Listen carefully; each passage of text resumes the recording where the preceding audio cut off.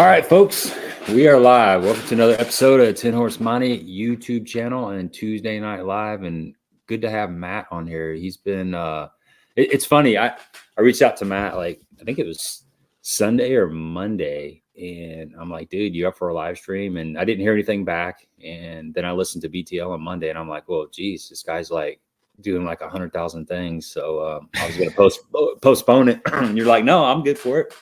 So no, I'm good. I just suck at answering texts sometimes. I'm super ADD, like very ADD. So like if I don't answer something immediately, it's like done. It's out of my mind. So I'm the same way with emails. That's why on BTL, I'm just like, hey, like if I tell you I'm going to mail something, it'll probably take 2 months.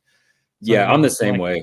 Yeah. I'm the same way, dude. I got to get on it right away. Or it's like with my sister, you know, for instance, she'll call and I can't get a hold of her. And then 2 days later, I'll call her back and she can't get a hold of me. And this will go on for like 2 weeks and we'll finally touch base. You know, we're thinking about each other, but it's like, if I don't answer, it just seems like it gets stretched out really far. Yeah.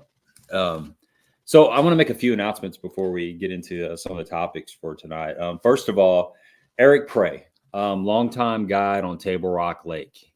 He's his wife has been in and out of the hospital for a while and he's racked up some medical bills. So they are throwing a benefit tournament for him.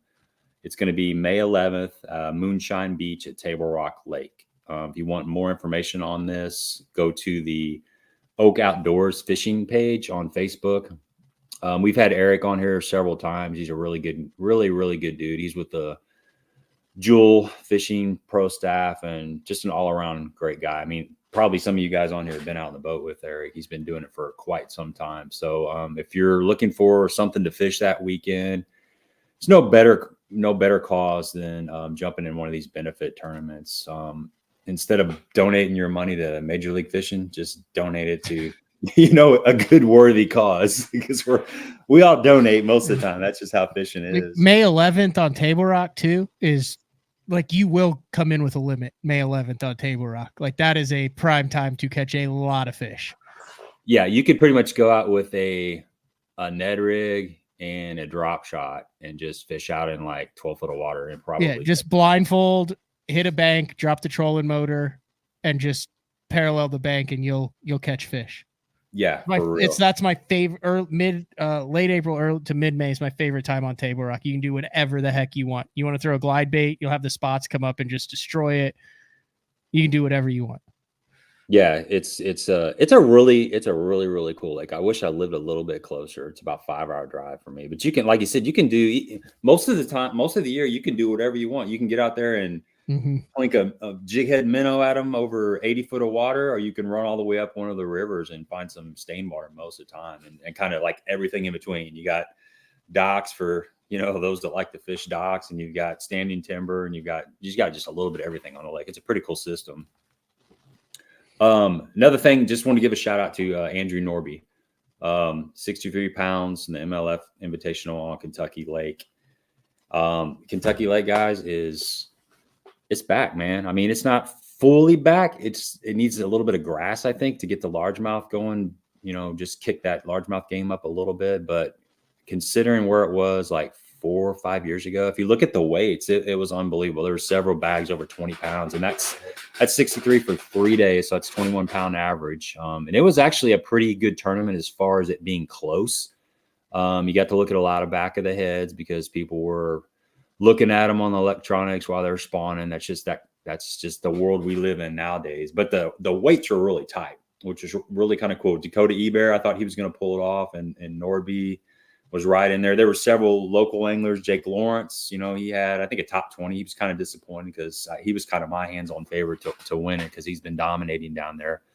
And then Michael Harlan from Lake of the Ozarks area, he had a solid finish. So a lot of really good sticks in that tournament. It was good to see Kentucky Lake show out again. And then on the Bassmaster side, Corey Johnson, 93 pounds. And I kind of quit watching that, man, because I don't know. You can kind of tell the writing was on the wall after like day 3. Really after day 2, but day 3 for sure. But it's cool to see him finally win one. And a lot of good fishing going on. I love this time of year. It's like you get all these tournaments stacked on top of each other, and then when Monday or Tuesday comes around, there's like this silence and you're kind of jonesing for some tournament footage because you had so many options at one time. So that's really it. That's some of the announcements. Oh, I do have one more announcement. Last week, this weekend, as everybody knows, we had the Big Bass Bash on Lake of the Ozarks. That's you familiar with that, Matt? Yeah. Isn't that the one that Oliver Nye won one year, and then everyone was like, you can't fish that thing anymore. So then they made a rule that if you're like a YouTuber, you're not allowed to fish it. And he like glide baited the $100,000 fish. Same one? I think it's same one. I think if you went over like $6,000 or something, there's a limit. Like if you won so much tournament winnings, you can't fish that. So it's a no professional type of tournament, but it's huge. I mean, I think there was it's like hourly weigh-ins and all sorts. Yeah, it's a really cool show. So last week we had Dion Hibden on here. Okay, and we it's kind of a tradition that we give our weights, what we think the $100,000 fish is going to weigh. And believe it or not, I actually wrote this down. Did you stick it like right on the number? Dude. I nailed it. 7.63 is what I have down. I don't know if you guys can see this, but see that little squared out box? That is my weight. I see it. That is my weight. I wrote that down. And what did it take to win? 7.63. Wait, no, you guessed it to the 100th? Yeah. What do you get for that? Guys on here fact check me. I mean, what do you get for that? I just tapped myself in the back. You got to get something for that. That's like crazy. I should get something. So my buddy Darren fished that like, I want to say 2 or 3 years ago, and he's from Central Illinois. And he was throwing a shaky head up on some rock, and he had one between 7 and 8 that he said it was just one of those things where they hadn't been catching him or anything.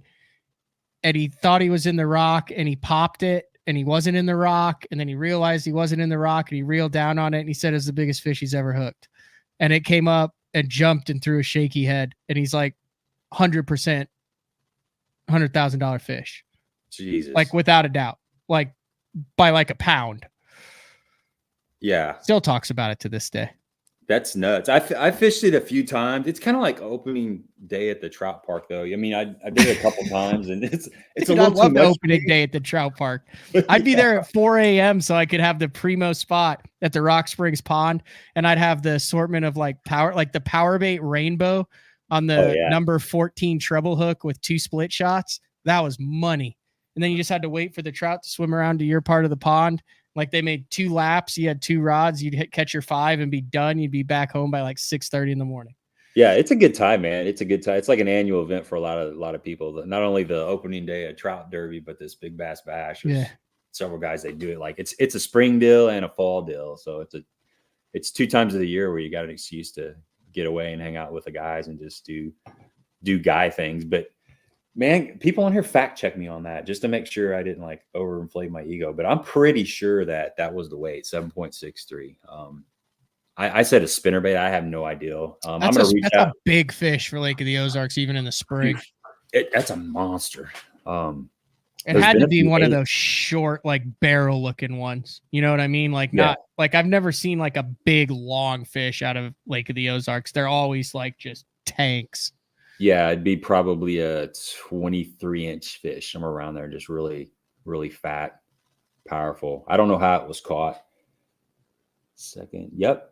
Stephanie says, yes, it was. And second was 7.42. So Dion guessed like an 8-pounder, and we had Big Al McCall on here, and he guessed like an 8-pounder because there's been several 8-pounders caught this spring already out of Lake of the Ozarks. But man, an 8-pounder, that's a unicorn. It's like a freaking nature. So I'm thinking, even when I said 7.63, I originally said 6.93. And after hearing Dion and Al talk and say 8, I bumped it up to that 7.63. So they kind of pressured me into elevating my guess for the big bass. But yeah, I was proud of myself, man. I might take myself out to Mexican tomorrow night with my wife. Nice. Yeah. So let's see what else we got on here. Okay, so some of the things we want to talk about was like we'll just jump right into this whole bass boat thing. And the reason I got this is kind of like the topic is because I was talking to my buddy Ron. We call him Uncle Ron. I know you got Uncle Frank, but we got Uncle Ron over here. And let me pull this text up real quick so I can just kind of piggyback off of this. But we got to talking about the price of boats and people that are maybe entering tournaments. It's kind of like you mixing it in the live scope deal and the price of boats. And he says some of the folks that hate forward-facing sonar are going to be less likely to invest heavily in tournament fishing. That demographic, I believe, will push the industry to adjust. Then add in all those who decide to finance a boat because they know at the end they cannot compete. It's kind of a vague question there, but what are your thoughts on the bass boat industry? So like when I first got into this industry, it would have been 2007-ish. And I remember like Jeffries, who I worked with at bassown.com, like they were talking about, a $50,000 boat and how crazy that was. And it's interesting if you look at like the sales and stuff. Like I've always been like the people that I've talked to in the market who make the boats and stuff are like, dude, the top 5% are going to buy whatever they're going to buy regardless of what the price is. So there's always going to be a market for those top end boats, whether it's a $50,000 boat in 2008, $100,000 boat in 2020, or $150,000 boat in 2026. Like those guys are always going to buy that regardless of what it is. And then the same at the entry level. So like I think when you're talking about the price of boats, you have to talk about that middle price of boats for that average weekend tournament angler who wants to compete, who wants to do what he has seen on the Elite Series, on the BPT, who wants to read something and then be able to go out and execute it. So like, I think if you're going to talk about like that price that is the sticking point, it's for that middle upper end, not the upper end, not the lower end, but that middle of the road guy. Is that fair to kind of start on that? Because you're always going to have your entry and you're always going to have your top end. So you have to focus on like at least one segment that seems to be hurting the most when it comes to trying to keep pace. Yeah, that's a good starting point for sure. Because I mean, we're people that are doing the kind of stuff. I was going to say the kind of stuff that we're doing. I'm doing it to a lot lesser level, but we're looking at the tournament fishermen, and it's a really small world. Most people are not they're not flipping a boat every year, and they're not right. They don't have like 6 graphs on the boat and stuff. Yeah, and I like have skin in this game, right? So Bass Talk Live, and I fish the Opens. I'm sponsored by the Bass Tank, which is an electronics company. I'm sponsored by Bass Cat Boats, which is obviously a boat company. And I'm sponsored by Beat Down Outdoors, which is a graph mount company. So there's like, of course, like the salesperson to me wants to go like, oh no, like, I mean, you just keep going up and up and up, and it is what it is. And this is the best stuff, and it's all technology, and you work with it. But like, I also remember having a Skeeter ZX190 with a little 4x6 Lowrance thing. I think it was a Lowrance. It might have been Eagle. It might have been Eagle. It might have been an Eagle, like in the dash, and then like saving up as an intern with Mark Jeffries to get my first like 1197 CSI. And I was so pumped that I had the mapping and I had side imaging, and like I had gone out with a bunch of different guys because I'd saved up enough to get a graph and I wanted to see which one I wanted. So like I've been there. And then I also like saved up enough to get a Hydro Wave. Like those are the 2 big things that I put on that ZX190 were a Hydro Wave and a 1197. So like I understand that. And I also understand like if you look at it now and you look at it, like the average guy, God, it's like Chris Aldane did that video at the beginning of the year, which I think he was doing to, kind of prove a point. Like the average guy had like $28,000 on his boat at the Elite Series. But I also think everyone looks at the Elite Series and the BPT and says that, well, no one's driving down the road in a Corolla and going, oh, well, I don't relate to the NASCAR guys because I can't afford that. No, you can't. Like you're looking literally what you're comparing that to is the top 0.001% of guys. who the companies want their products highlighted. They want to have the best. They want to have the most. They want to have the biggest screens.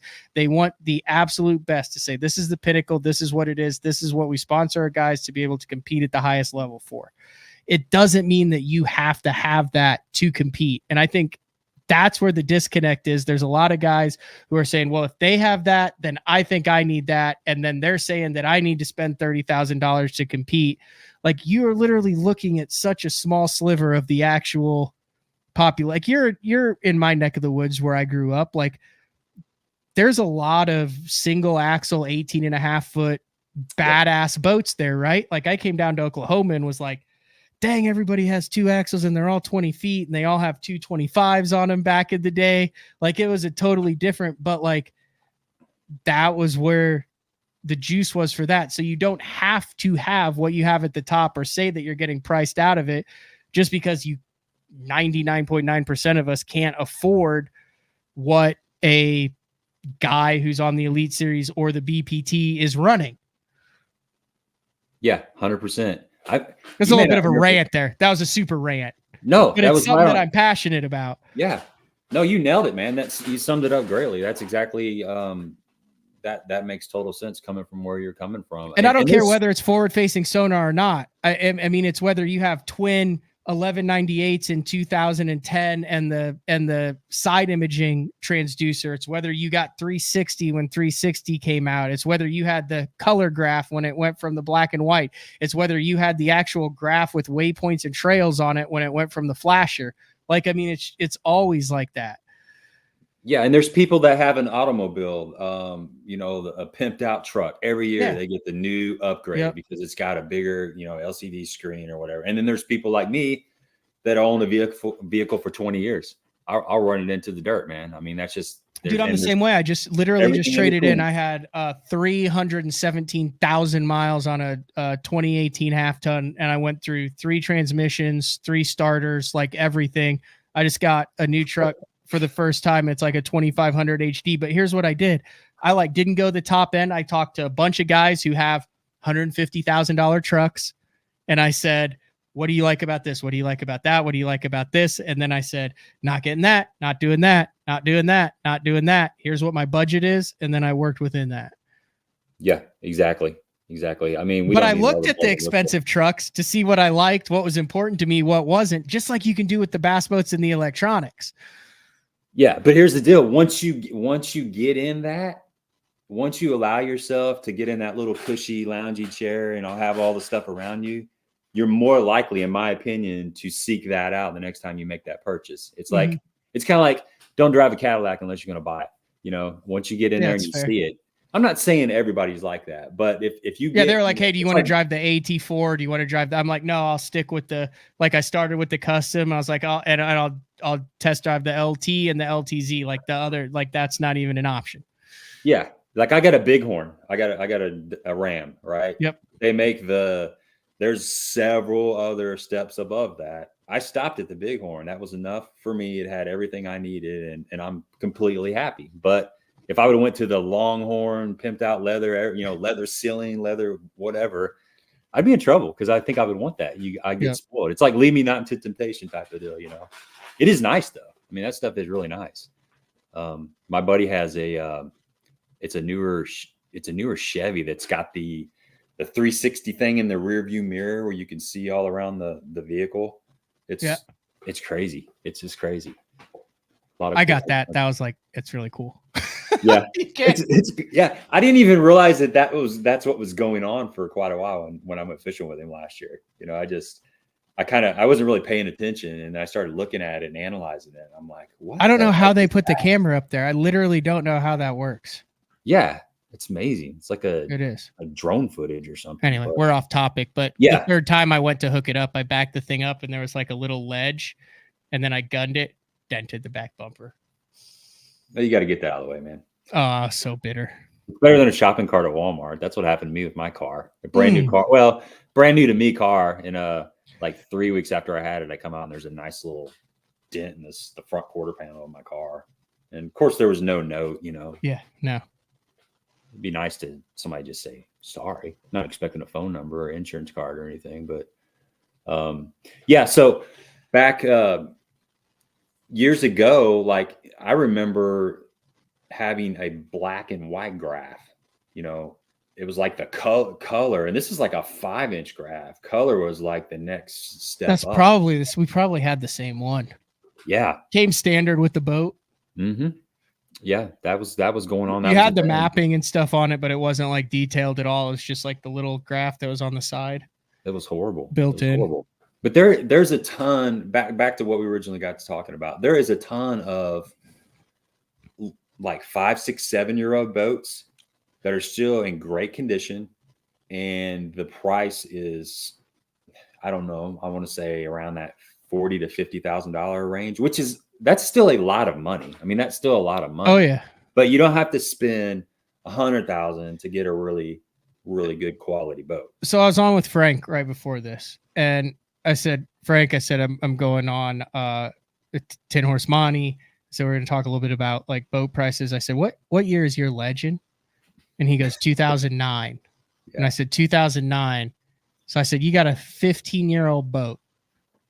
I said, and like, he's like, yeah, you know, I take care of it. It's good. He's had some trailer stuff on it. He's had some engine work on it, but he's got a 15-year-old boat. He fishes Lake Erie a lot, takes good care of it. There's a couple little maintenance things that you have to mess with before, but like, you don't have to have a brand new boat. Like if that's what you want and you're in a financial point to be able to do that, to go in, to have all the bells and whistles, to have a new boat every year. It's just like we were talking about vehicles. I think boats are the same thing. Like I know a bunch of guys who trade their boat in every year and they just say, I have an X amount payment and I'm going to have it till I die, but I'm always going to have a newer boat.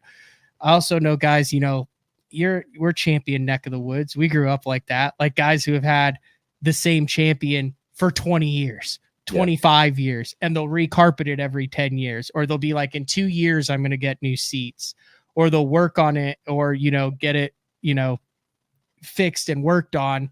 So I think there's like a couple different ways to look at it. Like if you're just looking to get into the market, top end, walk in and buy something. Yeah, it's real expensive to go top end right now, but it's real expensive to go top end right now in anything.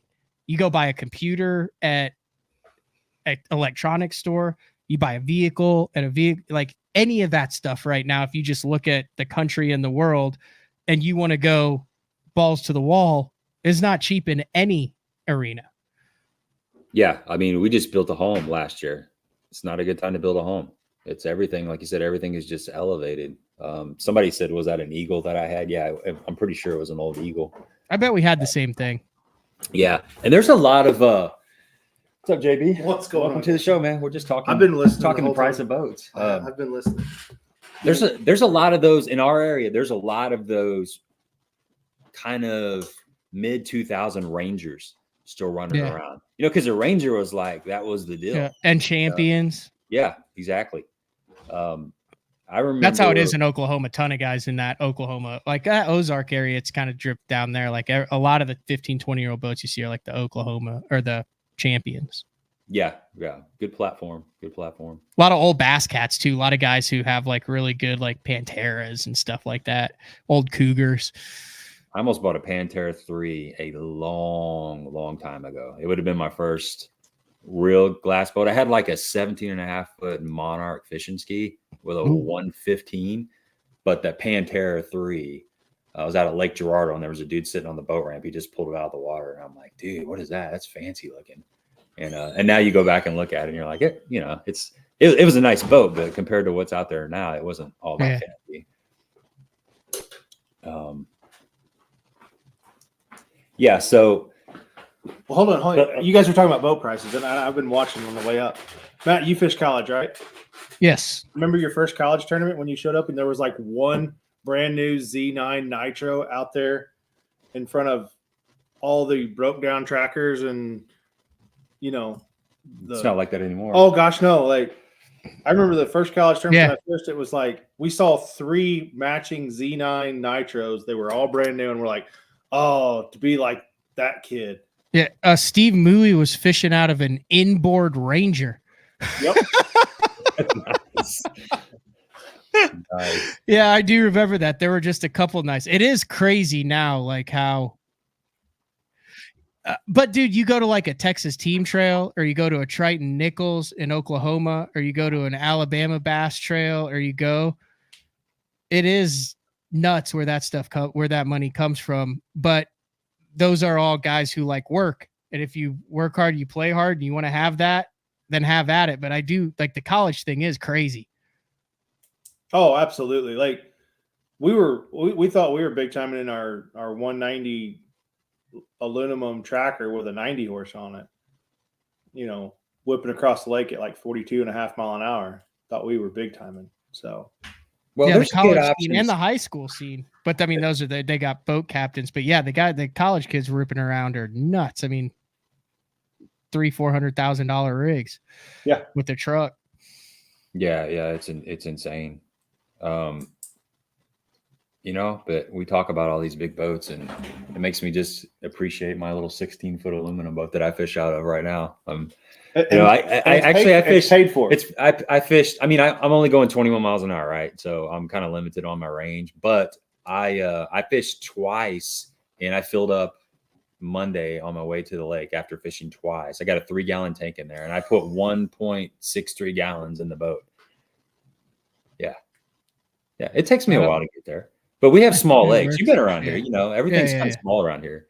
I'm not fishing Lake of the Ozarks or Table Rock. Most of these lakes are less than 3,000 acres. Yeah, so yeah, so it's not that big a deal. I mean, we don't get like crazy. A big lake is like 10,000 acres. Yeah. I think Wren, Wren's like 8,000 acres. Yeah, Wren's probably the biggest lake that we have in this area. Crab Orchard. I remember moving to Oklahoma, and like all the lakes are 25 to 60,000, and then you get on Eufaula that's like 100,000 acres, and I'm just like, good Lord. You start like I remember the first couple of years I'd start driving like to different places, and I would just like never get there because I wasn't used to like I was used to like, hey, if you want to go to the other end of the lake, you go to the other end of the lake. It takes hours. I'm hesitant around here if it's going to be like a 6-minute boat ride. You know, at 22 miles an hour, I like it. Sometimes it'll keep me in an area fishing longer than I need to. And you jump on, you jump in a BFL or something at Kentucky Lake, and it's no problem running 50 miles, you know, from the dam down to Paris. I mean, people do it all the time and back, or all the way over from Moores to Little River in Barkley or Eddy Creek or something. I ran 20 miles past Paris the last time I fished Kentucky Lake, and we took out at the dam. New Johnsonville? Johnsonville, yeah. Yeah, I freaking sent it. Well, it's a racetrack when you get down that far too. It's got a few little islands here and there. Yeah, I was before New Johnsonville. I was in. I can't remember. I didn't get up that far. It was like right before there. There was like a big cut on the left that I ended up fishing. I got you. Yeah, I've heard that area is like basically anything south of Ken Lake in that area is. There's been so many fish brought up north that's fishing a little bit tougher down there. So yeah, it's interesting how that works. Well, that smallmouth population is growing over there. Yeah, we kind of started the show out talking a little bit about that. Nuts. It's unbelievable. I mean, it's a world-class smallmouth fishery. You know, that there's a big tournament, the Jetta Marine tournament that happened, I think it was about a month ago. It took 27 pounds of smallmouth to win. I think second place was 24 pounds. That's insane. Yeah, that's like Frank's type of fishing, you know. It's just big fish. So let's dive into a couple more questions here. We had Mark Menendez on here a while back. Well, it's only been a few weeks, but we kind of got into discussion about the forward-facing sonar and electronics and stuff, and making some perimeters on that type of stuff. What's your thoughts on that? Do you think there needs to be? I know you're a tournament fisherman and you know that kind of thing, but do you think there should be any kind of perimeters on that technology, or do you think it should just be the Wild West? I don't think I've ever actually like spoken openly about that, like on the show or whatever it is. I know you tiptoe around it, but it's up to you, man. So here's what I think.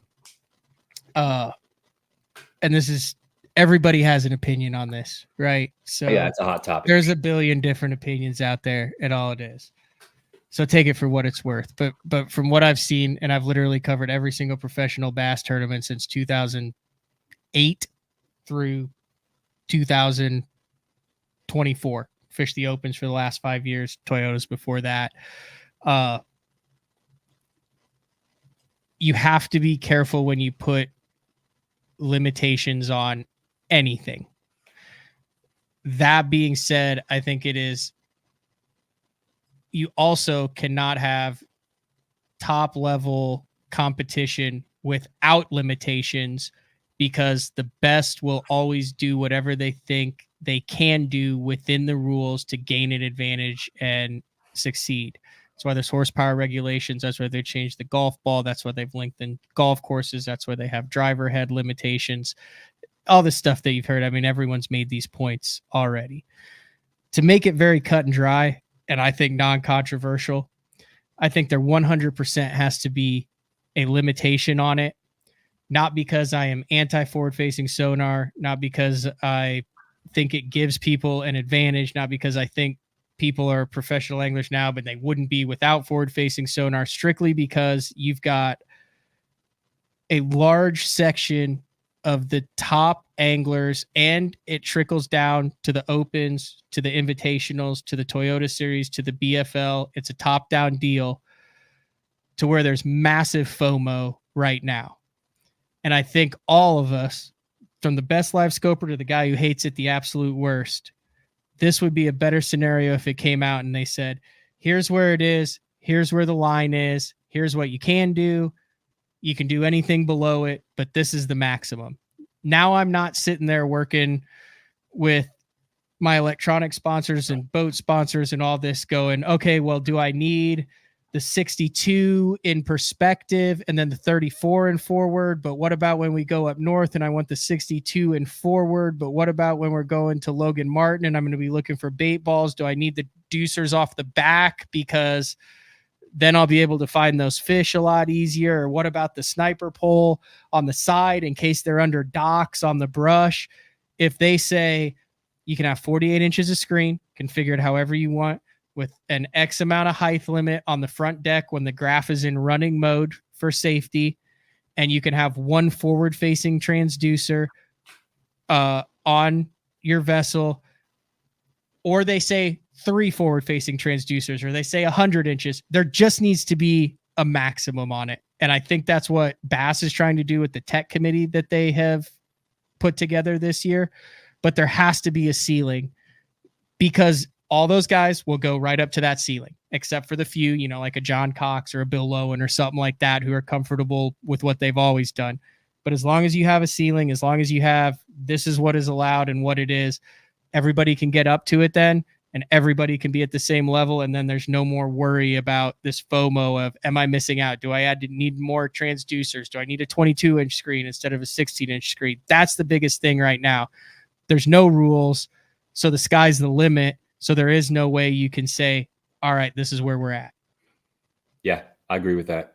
I agree with that 100%. I think it's gonna help everybody focus again on fishing, because there's a lot of guys that some of these OGs that are getting into the forward-facing sonar, and it can be very distracting for the reasons you just said. They don't want to miss out. They want to make sure they've got everything, and it's like a bunch of I'm in it right now. I'm doing it. I lose sleep over the fact that maybe I need a different transducer up front, or this or that. Like I'm rigging my new boat next month, right? So I use the last one for the year. It's kind of a 1.5-year process, and I am losing sleep over trying to figure out how I want to configure that. If I had a way, if I had a way to just say, okay, I can have either a 16-inch graph up front and 2 12-inch graphs in the back, or I can have 2 12s up front, and that I have one transducer. My biggest decision is, do I want to put it on the barrel or do I want to put it on the shaft?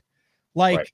And I know that, like, oh, I wish that I had known about, like, I wish I had been able to do that or this or that and then change it.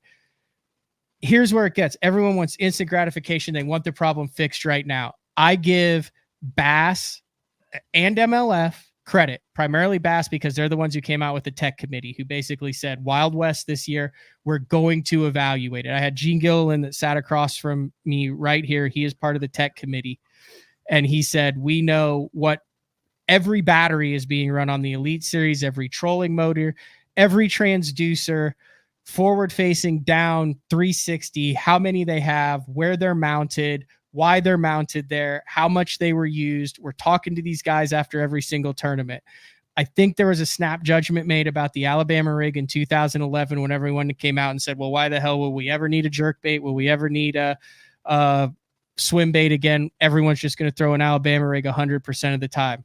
I think we're seeing now that is not necessarily the case. It is the deal in certain deals, but not all the time.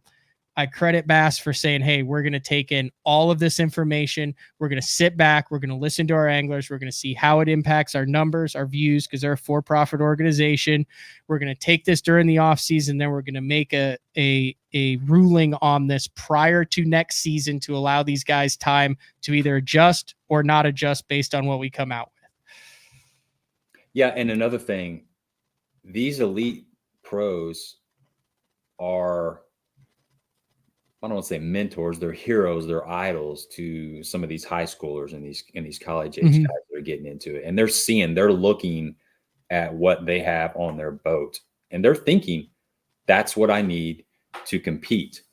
Not just a simple, it's simple now, not just a single forward facing transducer, but 2, 3, 4, however many. And they are not going to feel fulfilled until they have all those tools on their boat. And meanwhile, we started this conversation out talking about the price of bass boats. That just makes all those accessories just add price point to, they elevate the price point of a bass boat and they feel like they need it. Absolutely. And what's interesting and what a lot of people aren't thinking about, but a lot of people are thinking about is, what is Garmin going to come out next with? They had the LVS 34 or 32. Now they got the 34. A lot of guys are running the 62, which is what guys are calling the saltwater transducer. I mean, it's not like they're like, hey, we got it, we're done. Like, there's more generations of this come out. There's more iterations of this coming out. And this has been around a long time, but the increased presence with Bass Live, with what they do on the BPT, in combination with social media, in combination with so much more eyeballs on live competition. I mean, dude, Jason Christie in like a 17, 18, whenever he won on St. Clair, he was doing it with like Panoptics. Scott Martin won multiple tournaments with Panoptics. He won on Cumberland, throwing a jerkbait around suspended trees and pockets on Panoptics, like years before anybody knew what the hell was going on with this. Like, it's been around, it's been there. I also think you have to credit the guys who are early adopters and are incredibly talented with this technology. Like, I don't understand how you can have a guy that goes, oh, well, Drew Gill only live scopes, he's not valid. But then they can look at a guy who only flips and be like, that's bass fishing.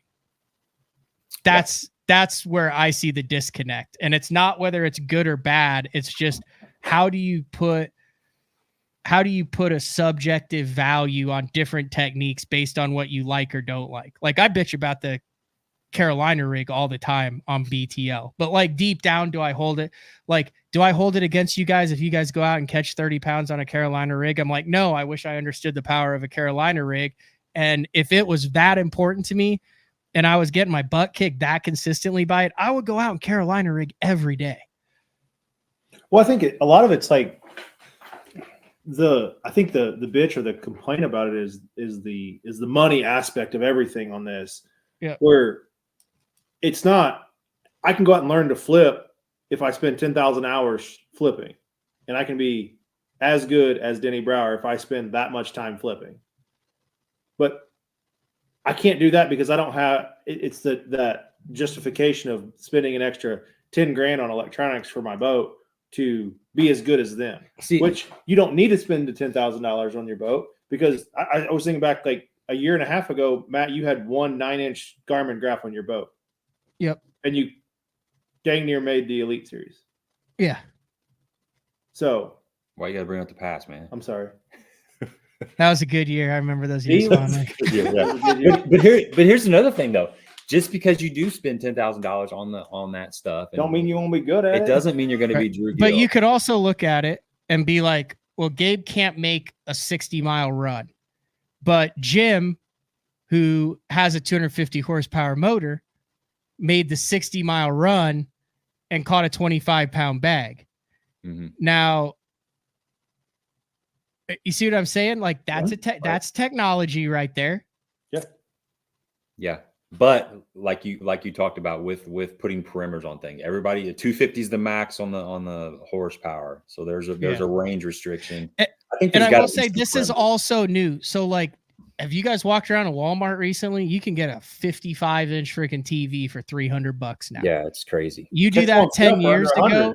You walk around years ago, those were like, I didn't even look at big screen TVs. Now, like when I just moved into my house 2 years ago and I went and looked at TVs and I was like, holy cow, like I had like $1,000 budget for 2 TVs. I'm gonna have like $500 left over. Like I was shocked. Yeah. We're going to see this come down. Right now, we're at the peak of this. We're coming off of COVID in 2021, where there was so many people that wanted to be outdoors. Boating and fishing were one of the things. Prices demand skyrocketed for this. We're in an arms race now as far as size, as far as how big it is. And all this will come down. Like, I mean, you can get a 32 with a 9-inch for like $1,000 now, $1,300. Like there is going to be a price associated with it. Just like there's also going to be a price to where if you want to fish braid, you're going to have to spend a little bit more than if you want to flip with big game. Andy's talking about, back that up just a hair. He was talking about the forward facing sonar and how how the live scopers didn't fare that well at St. John's River. There's going to be tournaments where that's not going to pay off. 100%. This is new. This is evolving. Like I'm totally evolving with it. Like I'm trying to figure out when do you go all in? When do you not go all in? Mm-hmm. But they're also learning when to use it in situations that, like at the St. John's, at the Scott Martin when he won down in it was Okeechobee this year. Yeah. Paris. Yeah. Okay. He ran at Okeechobee. Okay. Yeah. Because I was 50 yards in front of him, scrapping out a 97th place finish. That's a true story. That was on you. That's a true story. I was sitting there with James Niggemeyer and I was like, Scott just smoked another one. And he's like, what do you mean? And I said, dude, you guys like culling 5s. And he's like, Scott who? And I was like, Scott Martin. And he's like, what do you mean Scott Martin? I was like, you see that drone right there? And he's like, yeah. I said, that's Scott Martin's drone. Because there's so many people there. And he's like, where's Scott Martin? I go, right there. And he goes, that's not Scott Martin. I said, that's a white Skeeter. I said, he doesn't have it wrapped yet. I said, that's Scott Martin. And he looks and he goes, son of a gun, that is Scott Martin. Yeah, he was right out in the open. Just laying on him out of like 2 little grass patches while we're like 2 casts away, just scrapping out 12-pound limits. Yeah. Hey, my buddy's Frank Williams. I don't know if you knew that or not. Oh, really? Yeah. I saw. Oh, dude, yeah, I've been rooming with Frank. He's a freaking awesome dude. I love Frank. We grew up 2 houses away from each other. In Jackson, Missouri. Just really? Road. Yeah. So he's a paramedic. Right. And so when I smashed my thumb in my transom, I don't know if you can see that. This is gnarly. So like there's no thumbnail there. It's like completely gone. Like it's kind of started to grow back. Anyway, when I smashed my thumb in my transom, I was rooming with him and he's like, oh, I got a syringe. And I'm like, why do you got a syringe? It's because he's a paramedic. So we like got that thing red hot and tried to poke it through the top of the nail to relieve the pressure. Yeah. And it was folded over, like it took too much pressure. So Upshaw went and got a 5/0 flipping hook and just jammed it through the nail. But yeah, Frank's awesome, man. Well, hold on. How did you smash your thumb in the transom? Yeah. God, we're way off topic here, but I'll say it. So the cats have like, they put like a governor, I think is the word, on the Mercs to where you can't like trim them all the way up. Yeah. Because they don't want the cables to get pinched. A bunch of guys were pinching cables when they trimmed them all the way up. So it only like trims up like this. So like I use the original block of, probably shouldn't be saying this. I use the original block of wood when I picked the boat up as my transom saver for the last 1.5 years, because it's the only thing that I can slide underneath there because it doesn't go up far enough for like a DD26 transom saver or something. But the wood just barely fits. So you have to like finagle it to the angle to where, so anyway, I had my thumb like behind the block of wood and I meant to hit it up and I hit it down. So it was between like the back of the motor, my thumb, and then the transom saver while I was trying to get the block of wood out, and it literally just completely flattened it. Like it was all the way like completely flat. I knew I was so screwed because it was cold out, and when I like went up, like my thumb stayed flat. Can you see like how different? Hold on. I don't know if you can see how like different shape it is. Oh yeah, we can see it now. Yeah, it's gnarly, dude. There we go. There we go. Oh, that's so bad. I never did the hand thing on a hand, you know? Yeah, so it did not hurt at all. And Upshaw was putting it next to me. I was like, dude, I'm so screwed. And he's like, why? I was like, because this should hurt and it doesn't hurt. That's on your right hand, right? Yeah, that's on my right hand. Yeah. So yeah, like 2 days later, I couldn't even like cast. It hurt so bad. And I came in and that's when Frank and Andrew were like, oh yeah, we got to put something through that. And it was like just a geyser, just blood shooting out of the nail. And so then it was like that. Who's gonna do it, right? Yeah, and how to do it. So then the weird thing was it like started to grow back, but then the whole top half of the nail died. So I had to like take a pair of pliers and like pry the top half of the nail off. I still have like a quarter of it left because that was the only part that didn't die. So yeah, I'm like probably a couple months away from it not being noticeable every day. Squirt McGirt. Yeah, it was. I mean, I was not very manly about it. We had a little Crown Peach that night, and I like took a couple shots, and I was like, okay, just do it. Yep. Bite on the towel and take a swig of whiskey. Bite on the towel. Yeah, ask Frank. I'm sure he's told you some of his EMT stories. He's got some pretty good ones. Yeah. No, he's super nice dude. Like A-class human being. Yeah, good dude. Good stuff. Yeah, I saw that. Oh, by the way, before I forget, the Beat Down Outdoors plug that you do. Good work, man. Good work. Thanks. Oh, the one on Bassmaster? Yeah. I've heard it a bunch. You want to know how that came to be? Yeah. Do tell. Someone just texted me and was like, we're not particularly thrilled with like the audio. Like, how did you do the BTL one? I was like, I don't know. I just like looked at their social media and said a bunch of crap that was in like their marketing materials. And they were like, how quick can you do another one? And I was like, I don't know. I could probably have you something in 10 minutes. So I sat down right here. I just hit record, durable, adjustable. The Beat Down Outdoors mount. Did like 3 or 4 of them. Just sent it off, and then literally like the next thing I know is on the Bassmaster commercial. Dang. Just freestyled it, huh? Yeah. That's awesome, man. And that's the best sometimes, Yeah. Just right off the cuff. I was pretty pumped. Like I like hearing that. They got some cool stuff, man. We were at the Collinsville boat. Yeah, no, they're dialed in. They're little like the telescopic stand stuff for the forward facing sonar. It's like kind of a small company, and like Blake and the team over there, like they listen to like guys when they're like, hey, this is what we need. And then they have like that machine shop so they can go back and dial it in and then like put 1 or 2 on guys' boats. And then they're like, nope, this didn't work, or this needs to be stronger. So like, that's how they ended up with that shorty and stuff. Yeah. That's just the one I was looking at, that shorty. Yeah. And it actually is, it saves the scope neck insane amount, but it's also awesome when you're crappie fishing in the winter. Like I've never put it up bass fishing all the way. I'll put it like 3 or 4 inches up, but from October to February on crappie fishing, that thing's chest high. It's so much fun. Yeah. Like it comes up right here. So you can like look at your graph. You can like set your beer right on the graph screen and then scope on the other half. And like, it's awesome. Because a Bass Cat doesn't have enough. If I had to pay $700 full price by myself, not sponsored, not associated with BTL, out of all of the little gadgets on my boat, like the Beat Down mount is 100% which one I'd go with. I've taken that thing out on Santee in 4-footers. I've had it in Thousand Islands and 5 and 6 footers, and like it does not move. Yeah, rock solid, huh? Yeah, I was wondering about that. I was wondering how it looks. I was messing around with it, and every piece of it looks super solid, machine with a purpose, and it looks like it can handle. It takes like a week. Water. Well, I'm also like challenged when it comes to mechanical stuff, but it took me like a week to figure out like what you pull and twist to get it to actually go up and stay where you want it. And once you do, it's like It's the deal. What's this chatter right here that Corey's talking about? Ooh, somebody's talking about. There's rumors of a mid-league in between the Elite Series and the Opens. Oh, like another purgatory, or just no? This is invitational stuff.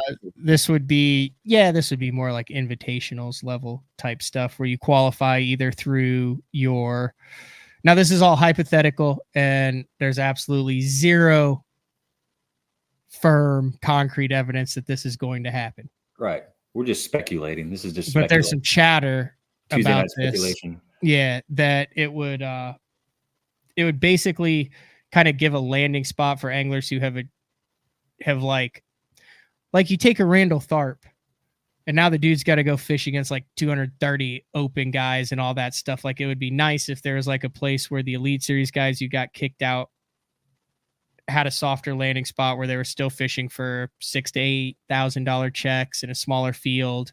And then the guys who are at the top of the open EQs who didn't make the Elite Series had a field.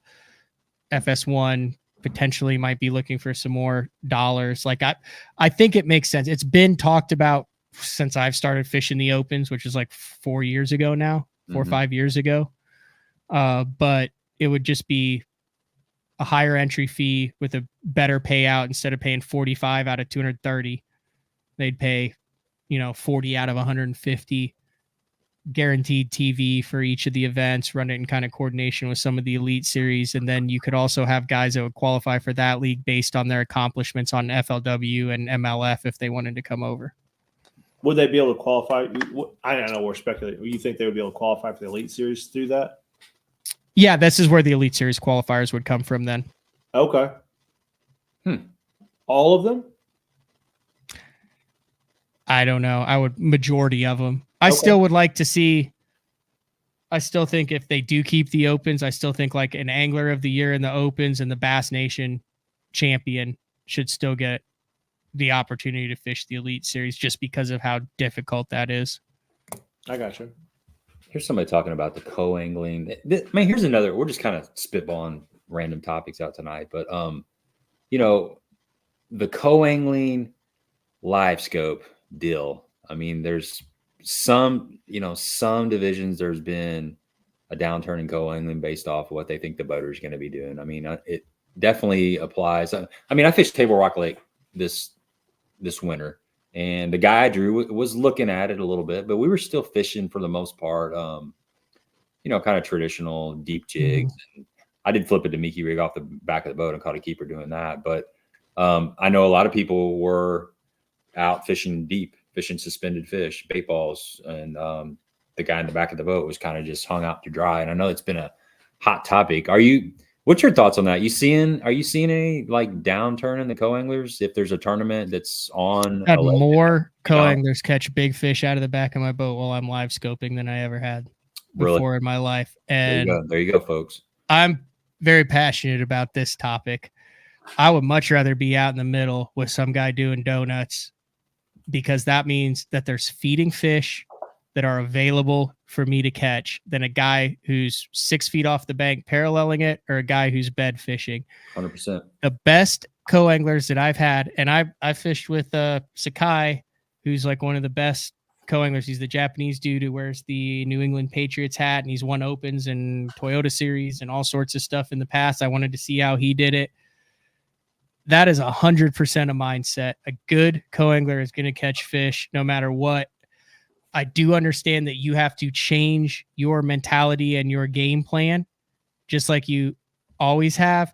But like, dude, I can't tell you how many co-anglers I've been like, I'm straight up with them. If I'm out, I'm like, listen, we're going to be over 80 foot of water. I'm scoping all day.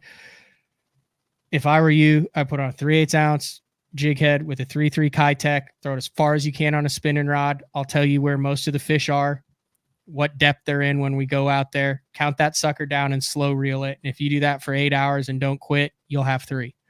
And they freaking have 3. And they usually catch a big one. It's the guys, like, I haven't had a bad co-angler so far, because a lot of times we don't have co-anglers now in the EQs. But it's the guys that I talk to who are like, yeah, my co-angler quit fishing, or he was pissed that I was scoping all day and it was miserable. Like, I've had dudes, like, I've had this Cajun dude on Sam Rayburn, who I was fishing a brush pile and a fish busted out behind me in the open. He threw like a 6XD out there and he jumped off a 3.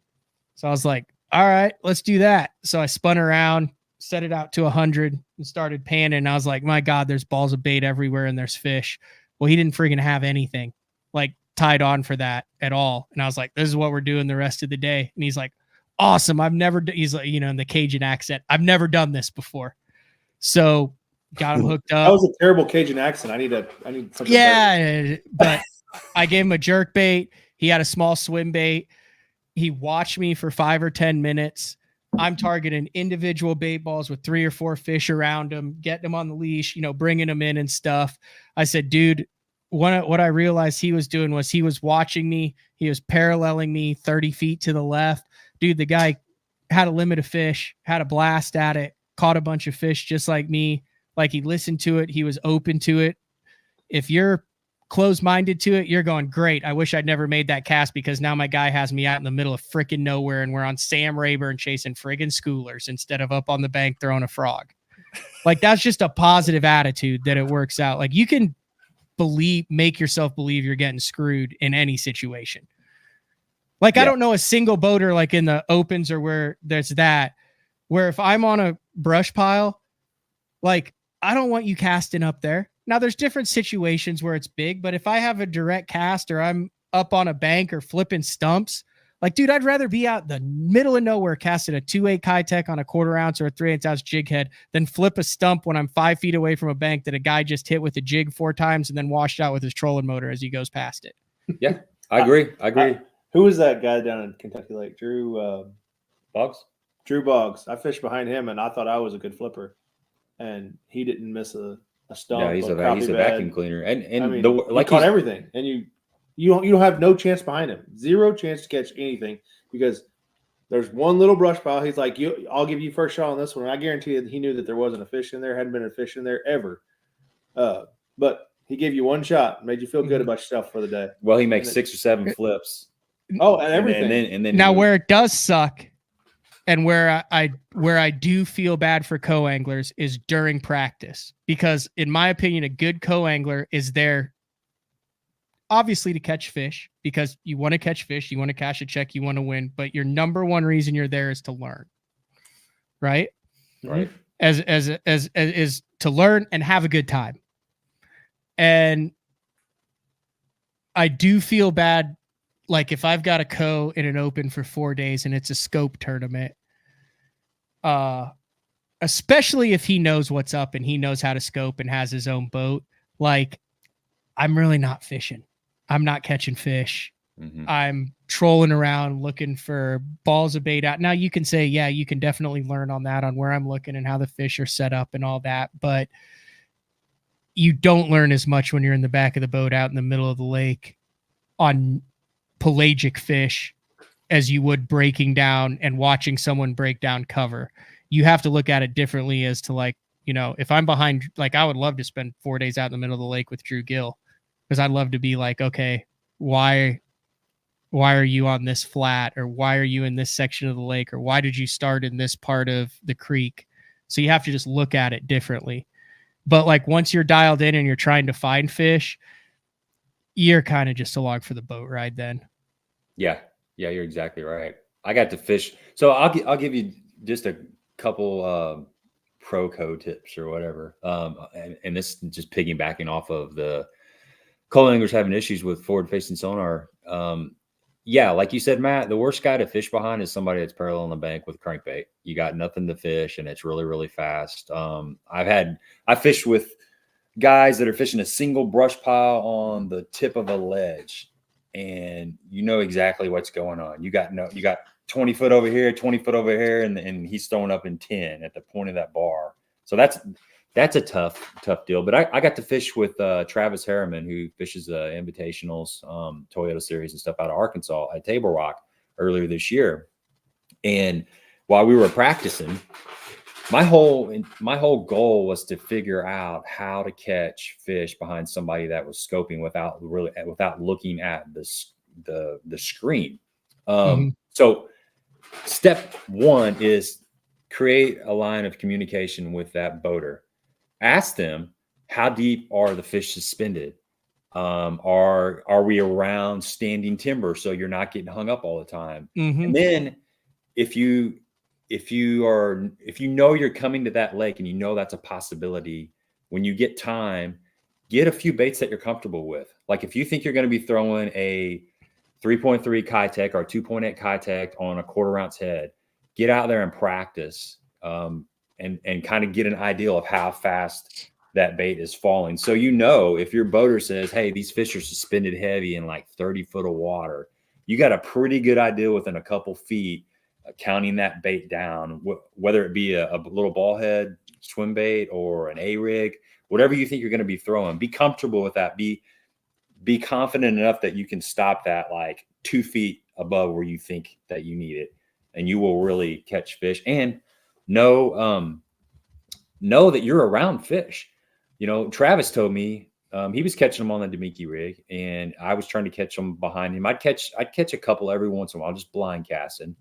But he said, dude, every time I catch a fish, especially with an A-rig, I'm pulling 5 to 10 spots right up to the boat, and they're sitting right underneath the boat. So he said, if you draw somebody that's out here in 80 foot of water doing what I'm doing, man, I would have a Demiki rig ready. And as soon as my boater pulled out his fish to the boat, after I netted him, of course, or maybe right before, just open the bail and free fall. Open that bail, dude, man. Robbie Bartozek, yep. who I still talk to on a weekly basis, one of the best co-anglers there's been. He doesn't do a whole bunch of it anymore. He absolutely waxed me on Table Rock in May in a Toyota series. And I didn't know at the time that he had like a string of like 8 consecutive top 10s going as a co-angler. He was just super cool. Like we're going down and he said, you drug a Ned in this gut behind the boat? And I'm like, no. He does that. He catches a couple. Then I start catching him on a wacky worm, Nico off docks. And the first one I reel in is like 16-incher. It's got fish following it. And he just goes, you had a lot of fish following it in. And I was like, yeah, they're real hard to catch though, because by the time I get my fish in, even if it's a short, they're gone.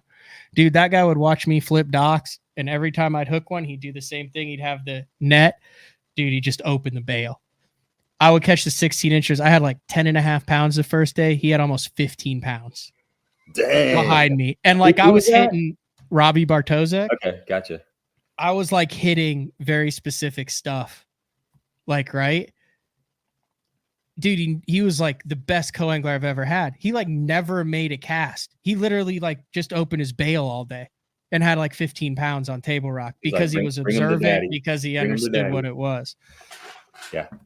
But I 100% agree. Communications. I see someone saying nothing like a boater telling co-anglers how to feel. Like there are going to be times you are screwed in the back of the boat. That's all there is to it. Yeah. There are times in the opens that I have literally looked at my co-angler and been like, dude, I'm sorry, but you're pretty much screwed here and I can't do anything about it. And 100% of the time, the guy has been like, really appreciate you telling me that. Totally understand it.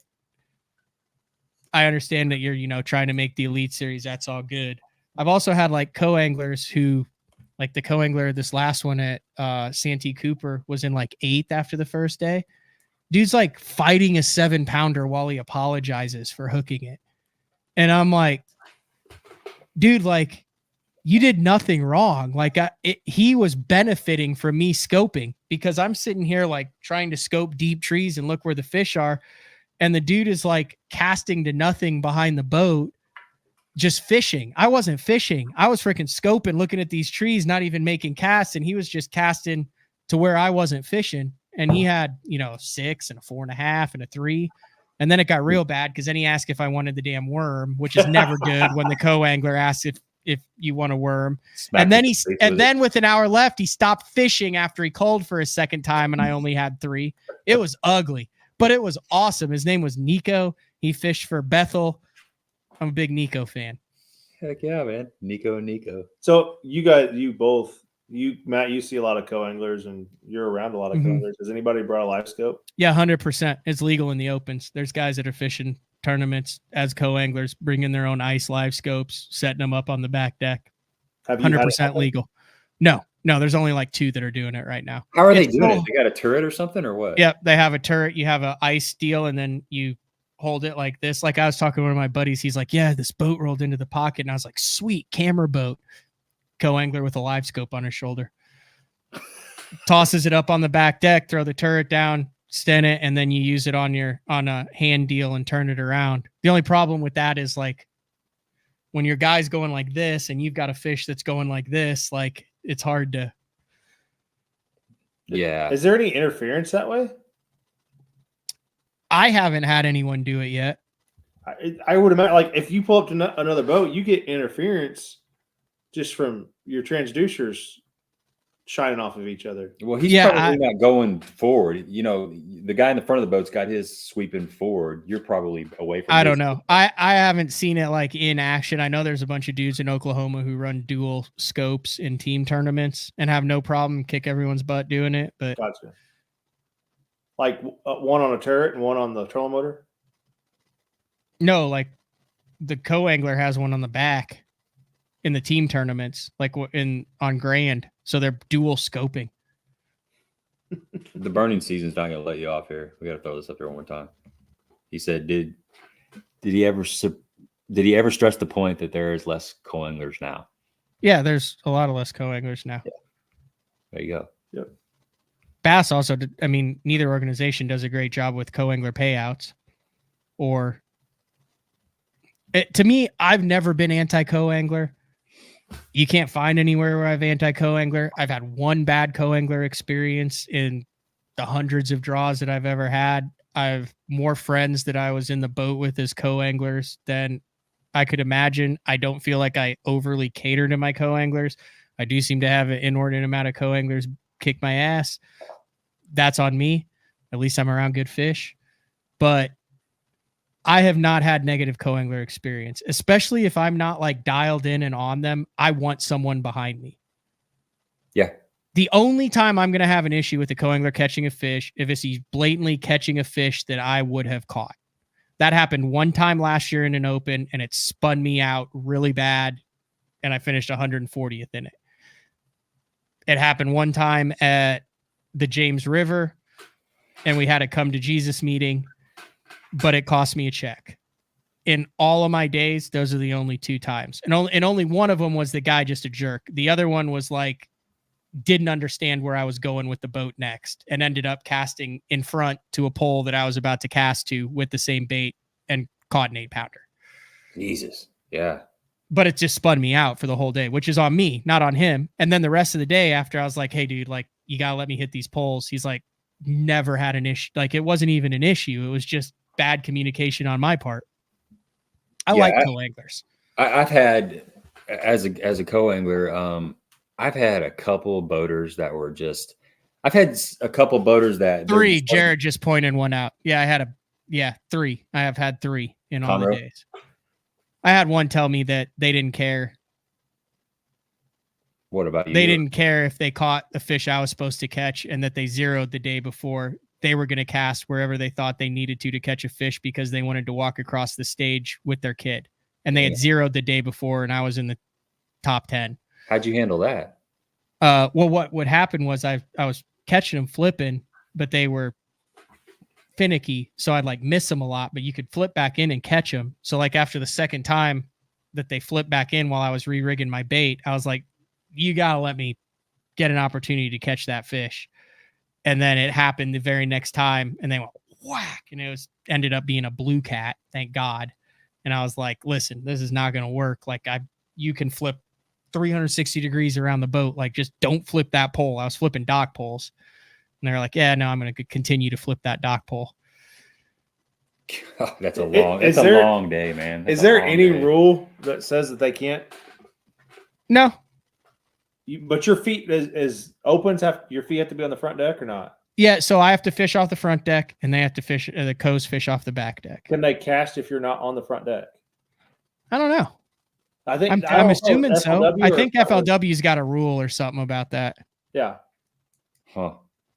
But listen, just like there's bad co-anglers, there's freaking brutal boaters too. Like absolutely. I had a co-angler, that same dude, Nico. he hooks that. It ended up being, I exaggerated. It was like a 6 something. It wasn't a 7. Seemed like a 7 because I only had 4 at the time. It was a high 2 at the time. It was big fish. Yeah. And I get down, I like reel in and I get down in the bottom of the boat and he's like fighting it. And while he's fighting it, he has this conversation. He goes, "Hey man, would you mind moving so I could land this fish?" And I was like, he's like 19 years old. I was like, "You don't want me to land it for you?" And he's got this thing going nuts on a spinning rod. And he's like, "You would do that for me?" And I'm like, "Yeah, that's why I'm standing here. It's like a big fish and you got like 8-pound test on." I was like, I was planning on sitting down and landing it, but if you want to land it, like, have at it. I'll get up front. And he's like, "Dude," he goes, "that's super nice. Yeah, I'd like you to land that for me." So I landed it for him. And then I was like, he goes, "That was like the nicest thing a boater's done." I was like, "What do you mean? Like, who wouldn't help someone land a freaking 7-pounder?" And he goes, "Man," he goes, "I almost didn't fish this tournament." He goes, "The last tournament I was at, I got in the boat and I was really excited. And the first thing the guy said to me was, 'Just want to make one thing clear. I hate co-anglers.'" Dang. And I was like, that's the first thing he said to you in the morning? Like, he didn't know anything about you? He goes, "Yeah, dude." He goes, "It just made me feel really bad all day." That's when you say, I killed my grandma. And you guys, you want to get who freaking does that? That's crazy. You guys have to spend the next 9 hours in a boat together. Yeah. Let's make sure we draw the tension up really good before we even get started. It's still dark outside, by the way. Dude, we could talk about this for hours. Another, like the next tournament at Rayburn, I drew a dude as a co-angler. I was catching him really good in the afternoon. Could not catch a fish before like 10. Talk to the guy. I'm like, "Hey, I'm in this boat, blah, blah, blah." He goes, "Yeah, I saw you on the water." I said, "Who'd you practice with?" He goes, "I was in my boat." He goes, "I'm from here." And I said, "Okay, cool." He goes, "All right, I'll see you tomorrow." And that was it. And I said, whoa. I said, before I hang up, I said, "Can you get like bit in the morning?" He's like, "Yeah." I was like good? He's like, "Yeah." And I was like, "We can run my stuff in the afternoon." Like, but so this was like years and years ago. So like the dude took me to a spot. I caught a 3 and a 4 in the morning off of his stuff. And then this is how fishing karma works. We went and fished my stuff. Dude caught a 7 off my stuff. Like, he finished like 3rd in the tournament and I cashed a check. Like, that's like working with your co-angler. Yeah. And that's also the reason why like some guys have problems with co-anglers, because co-anglers can also impact the outcome of a tournament, both negatively and positively. Yeah, but there is a lot of times where I've had boaters say this to me multiple times, where a co-angler has keyed them in on a certain bait that they probably would have overlooked. They're not hitting a jig. The guy in the back of the boat's throwing a Ned or a shaky hit or whatever, and he's whacking them. They make a switch. They both come in with limits. I mean, there's some aspect of it being it's not a team tournament, obviously, but like you said, you are working together, and it is nice to have somebody else in the boat. I'm always watching my boater. If he's throwing a jig and he's not getting bit, I'm not throwing a jig. Or if he's throwing something suspended, I'm going to usually drag something on the bottom. Mm-hmm. And once one of us starts getting bites, we're just kind of dialing in the pattern for the day. But it's teamwork to a certain extent. And in 99% of tournaments, this isn't life-changing. It's not life and death. It's not whether you're paying the mortgage. You're there to enjoy yourself, to have a little bit of an adrenaline rush, to break up the monotony of day-to-day life, to enjoy being out in nature, to compete, and to have a good time. And it blows my mind how nuts some guys get with the co-angler boater dynamic over a couple $100 and maybe some BFL points. Yeah. Exactly. Like, dude, you're not going to remember that you weighed in 11 instead of 13 pounds in a BFL. But that dude in the back of your boat or the guy in the front of the boat is going to remember if you were an asshole and had a miserable day on the water with that guy. Yep. And you're not going to years and years. You'll hear it. Who'd you draw? Oh, you drew him? Oh, man, that dude's good luck. Yeah, my buddy so-and-so fished with him. Yeah, good luck. It's a small world, man. It's a small world. That's basically my take on it. Yeah. Yeah, it's good. It's good. I've heard a lot of boaters complain about co-anglers. Just different stories like you're talking about, and a lot of it is throwing over, throwing in a space that they shouldn't. Your next BFL that you get into, you just set the tone in the morning. Like, I hate boaters. I just want to get one thing clear. I really hate gators. Yeah. Just want to make that clear before we share the day together. If I see you cast past the front half of the boat, we're going to have issues. Yeah. And then say, so you married, got kids? What do you do for work? Just be like, listen, you got to fish off the front deck. Guess what's on the back deck? The live wells. You want that 5-pounder to stay in the live well? Yeah. Just make good life choices. Otherwise, you're going to be having to look back here every 30 seconds. You better make sure I got nothing to lose, baby. I'm going to turn your pumps off. I'm just tossing back in the lake at noon. Yeah. We're going old school. I hope you brought your stringer. You can drag the fish around. They're completely scaled by the time we get back to the boat ramp. What happened to the Tokyo rig? You notice that? It's like it was just like big. I never even tried it. Was the Tokyo was the one with the wire? Yeah, right? the wire dropper, and you put the the weight on the bottom. I fished it for like anybody out there still fishing Tokyo rig? It's like weekend. It was super hot. Was it. Yeah. I think that was one of those things that Ike just pumped up in his daily videos for a month or two, and then I'm sure it's effective. Is that is that a decoy? Like they pump it up to? No, I mean Ike uses that stuff. The only functional tactic that I've employed a Tokyo rig at is on a biffle head. Think about it. You got your weight down here with that, and then your biffle head, and then as you reel it along the bottom, you're literally just touching the weight. Your line is up off of the bottom, and then it gives that biffle head like 1.5 inches off of the gravel. Huh. So, okay. I got you. Yeah, well, I've done that with a drop shot. I have a jig on the bottom, and then have a. Yeah, but this is just the Tokyo rig, just a straight up Tokyo rig. Fish it like a biffle head. Yeah, it's a good idea. Maybe you started a new trend. Power shot's better than the Tokyo. Yeah, trust me, I'd be better than 60th in the opens if I had a new trend. How you feeling about the rest of the season, man? Really good. I like spotted bass. We're headed there this week. Then it's like the home pond, one of the home ponds, Lake Eufaula, in June, and then smallmouth in July on St. Clair. So, I mean, in theory, I'm going to go 3 for 3. Those are 3 that I can do it on. Well, you like the should do it on. What's that? You like the egg beater, so. Yeah, which is now like the most trendiest thing that's ever happened. It wasn't when everyone was ripping on me back in the day, catching 12 pounds a day on it, almost making the Elite Series. And then I literally switched to the bait caster while everyone switched to the spinning rod. It was just a disaster. I tried power fishing all last year, and then it was like the year of the spinning rod. So what are you doing this year? Are you power fishing, or are you back to the... I'm just doing whatever I think I need to do to catch the most weight every day and not caring what I'm supposed to be doing, which is kind of worked in one, definitely worked in one, and not worked in one at all.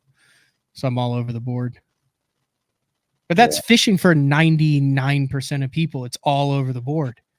You have good days, you have bad days, you have average days. Well, you're right. Like even the guy that wins the tournament, go and really break down what he did. Listen, the era that we are in professional fishing right now, with the number of anglers, I don't care how old they are. They could be 100, they could be 1 year old.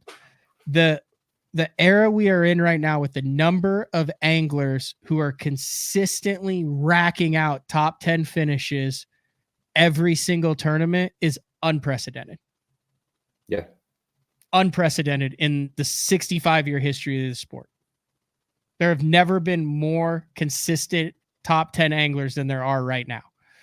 There have been 1 or 2, but across the board, dude, I can name you 20 guys who over the last 10 tournaments are 50% top 10s. Like that doesn't happen in a sport where there's so many uncontrollable variables. How about rookies that are in the top 10? Yeah, I'm just talking about anglers in general. Yeah. That is yet to be determined on whether that is. So here's the 3 options that are. That is an incredibly talented class of rookies, like you'll see with like a quarterback draft class sometimes in the NFL, or a year class where you look back and you're like, dang, all of them are freaking Pro Bowlers and Hall of Famers now, and we didn't know it at the time. It's either that, or it's technology aided, and we haven't but that's yet to be determined on whether you've got all these guys that are good because they're good or good because they're technology. It's easy to say it's because they're technology aided, right? But there wasn't social media around to say like, oh, KVD's winning Angler of the Years because he's got side imaging or whatever. It wasn't as prevalent. It just, the excuses were not as prevalent to get out then. So we don't know whether it is that. So it's either incredibly talented, that, or it's just an anomaly right now where you have a bunch of stuff that's fallen in guys' wheelhouses. I think there's gonna be a group of folks in 5 to 10 years that look back at 24 and put an asterisk by it, right? Because I have a feeling this is the pinnacle year of change. We're gonna see changes next year, definitely. I don't think you can put an asterisk next to any of it. If you're not cheating and it's legal and you're competing at the top, I don't care how you do it. If it's legal, the goal in the top level of tournament fishing, hear me out here, is to come in with the 5 biggest fish in a legal manner and have the most weight at the end of the day, or the most legal fish if you're on the BPT. As long as you are within the rules, you're not breaking any rules, and you are doing that, you cannot put an asterisk next to that guy. I completely agree with you, but I think there's going to be that group of folks that throw that shade to those guys that say, well, you did it with this, and KVD I think everyone's going to fall under the technology era. Yeah. And it's going to be a 3 to 5 year period before all of this freaking settles out and we standardize it. Or you have one league that goes rogue and either says no forward facing sonar, or it is still the Wild West, but let's just use Bass because it's the gold standard. Once Bass standardizes it and it kind of gets settled down, we'll look back at this as the technology era. Mm-hmm. I don't think there'll be an asterisk next to it. I think it'll just be the technology era where we'll go, dude, remember 23 and 24 when they were like, yeah, put whatever you want on your boats. That was wild. Right. Yeah. Yeah, those guys had like 7 graphs up front and 200 inches of screen. They couldn't see over the front deck. Hey, I got a Ken Duke trivia question kind of thing. I'm wondering, and maybe you can answer this, Matt, if there has been an Elite Series rookie that after 3 tournaments has already had a pending rule against him. And I'm referring to like Trey McKinney with the whole casting in the dock, because I've heard the lock. Yeah, not dock. Yeah, the lock, casting in the lock. I've heard that's Watson who fishes docks, not McKinney. Right. Wrong guy. I've heard they're talking about making a rule about fishing in a lock, and that would be, the McKinney rule. I didn't think you could fish in a lock. Well, neither did 90% of the field. Right. The rule is this is the first time I heard this, the lock tender. I think that's right. I always call it the lock master, but it's kind of like up to him. Tender. Yeah, it's up to them.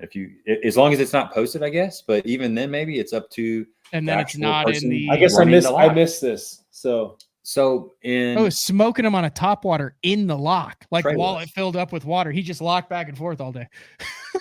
Did he really? Yeah. Because there's an influx of current and flow, and it was drawing bait fish in. And I was at a baseball tournament all weekend. I apologize. Yeah, it's crazy. Actually pretty cool. Like it was like just wild. It's like I'm coming in. I mean, they're like in the lock, just like going out, just boat flipping them. But the way I understood, the lockmaster was cool with it, and he had contacted the tournament director, and they were fine with it. So and it's not posted on that lock, like Corey said it wasn't. I think it's posted now. I just got a deal that showed. I think someone put a friggin' sign up now. Yeah. So possibly there could be a rule across the board about fishing in locks, and that's what I was getting at. And if there is, you could coin it. I'm trying to think, has anybody in 3 tournaments had a rule? That's impressive. I don't think so, because the last this Poche jumping the dam, that was kind of a but we're talking like that just came in and made it right. But like usually you like come in and I don't want to say get hazed, but like there's an intimate, you just want to survive the first year. And this year the guys are like thriving, not surviving. And like the angrier the guys get at how they're catching them and what they're doing, the more like they band together and like, yeah, no, screw you guys. Watson's got a new hat coming out. Fishing boat locks. Yep. Boat locks. It's coming. Yeah. These new guys, man, it's like Tyler Williams. he's just super like the barefoot Buddha. He's just super chuckly and giggling all the time. And he's such a nice dude. So at Cherokee on day 2, this was like 2 years ago, we kept running into each other.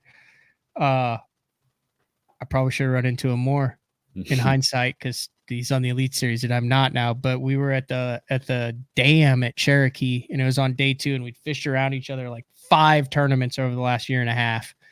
And we're chatting, and it's like getting kind of late on day 2, and he catches one, and he looks at it and he goes, "That's not going to help," and he throws it back. And we're talking, and he goes, "How many you got?" And I said, "I only got 4." And he goes, "Oh man, I'm so sorry." And I was like, "Why?" And he's like, "You could have used that one, couldn't you?" And I was like, "Yeah, that would have been a valuable fish." And he freaking pulled his trolling motor up and left so I could have that little stretch of dam, because he already had a limit. And he's like, "Dude," he's like, "I think you'll catch one if you stay here." He's like, "I don't want to take a fish that," and we're competing against each other. And he freaking pulled his trolling motor up and bounced. He's like 20 years old at the time. That's a solid move. And I didn't ask him to. I didn't tell him to. I told him that. He's like, "No." He's like, "Dude," he's like, he's like, "I'm good." That was in 2022. And y'all are competing for the same thing. Like, yeah. But do you think that's college, like a college mentality, like working together with your teammates and stuff? I mean, or is that just because you always hear I think there's a lot of bad mouthing of the up and coming newer generation. Their manners, they have no manners, and they don't want to work. It's a situational deal. There's a time to be freaking cutthroat and competitive, and I'm gonna kick your butt, and then there's a time to like show a little humanity and understand like the situation and read it based on the situation. I don't know. I think it may be a little bit of a generational thing, because the new generation that's coming up I don't think is as competitive as the old generation. Yes, they want to win, but they don't want to step on your throat. And I mean, that's a broad statement, but I think that's individuals. There's a couple guys that are like, dude, JT Tompkins. He's hardcore. He really, I mean, I don't know about that, but I mean, he is driven by competition. Yeah. I think that's just a person by person, but I agree with you as far as like old school. It would be like, "Hey, what type of jig are you using?" "I don't know. Not my problem. Get the hell out of here. And I don't want to see you in the quarter-mile stretch." Yeah, exactly. Like the Matt Heron, who was it? Matt Heron and who, no, it's all Biffle's always going to cut you, right? I don't even know where that came from. I mean, dude, like they were like, there was no way you were giving I get that. There's no way you're giving your competition an inch to what they could take. But here's why. I've thought about this 100%, because like I said, this is all I do. I think that those guys have a reason to, because they are fishing for resident fish in specific areas. There's a limited number of fish. You start fishing for pelagic schooling fish that are on bait fish, and you can have 20 pounds, and the guy 50 yards from you can have 20 pounds, and the guy 50 yards from him can have 20 pounds. And if one of you three figures out a bait that the fish will actually eat instead of swim up on, then everybody in that group also has 23 pounds. And you're not catching a fish that he's going to catch, and he's not catching a fish that you're going to catch. We saw that on both Fork, and we saw that on Toledo Bend. The pelagic open roaming schoolers, you're not catching individual fish. Like, I don't know what's on a bait ball 50 yards from me, but if I've got a guy 50 yards down the bank that's flipping a jig and catches one off a stump, well, that was my fish on a stump. So I don't want that guy there. Right. That's what I think the difference is. What we're seeing is the opposing as working together versus not working together. Yeah.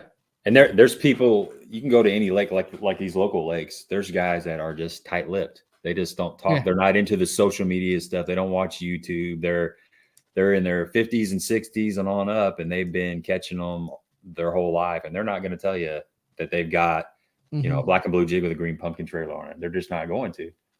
So I'll tell one on Jake Lawrence. I got to fish with him at Kentucky Lake last year, and we talked about this, so he's cool with this. But so we get in the boat in the morning, and I knew a little bit about him. I'd never met him, but I knew he was pretty good with that forward looking, that front looker.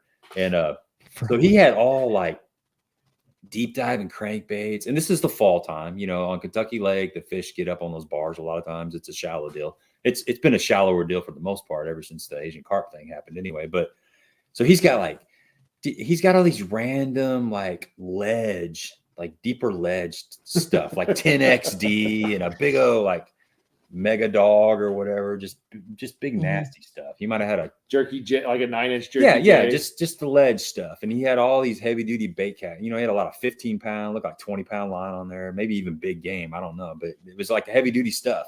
So I'm kind of looking, I'm like, huh, that's very interesting. I'm really curious to see what's going to go down. So anyway, we get to our first spot. He opens up his rod locker. Out comes like 5 spinning rods. It was hilarious. And I'm like, okay. I told him, I'm like, dude, I was like, what the heck is going on? I couldn't put one and one together. And we're gonna be fishing 6 foot of water and throwing 10XDs. Right. But yeah, so even nowadays there's people that are tight-lipped about things. Yeah. It's a weird time in fishing right now. Yeah, it is. The market's changing. I mean, that's the oddest thing is now we're all spending $5 on a 2-pack of, you know. Yeah, I'm pumped to see like the lead placement on a jig head now. Like I'm like, look at how far the lead comes down the shank. Yeah. Like that's what jacks me up.